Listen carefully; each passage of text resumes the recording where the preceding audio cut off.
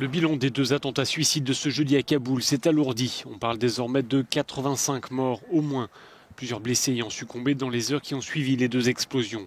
Un double attentat revendiqué par le groupe État islamique. La plupart des victimes sont des civils afghans qui attendaient là dans l'espoir d'accéder à l'aéroport et de monter dans un avion pour fuir le pays.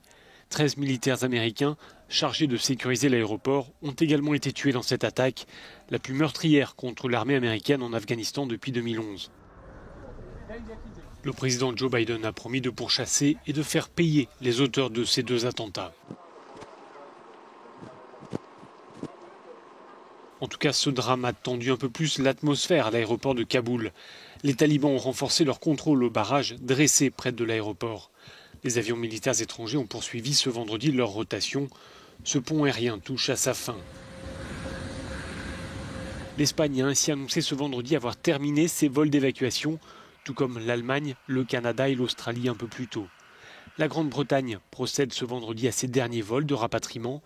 La France, elle, a prévu d'arrêter ses opérations d'exfiltration ce vendredi soir, même si un délai supplémentaire n'est pas exclu, au dire d'un membre du gouvernement.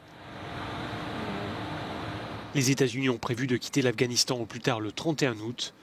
Jusque-là, ces vols d'évacuation ont permis de faire partir plus de 100 000 personnes.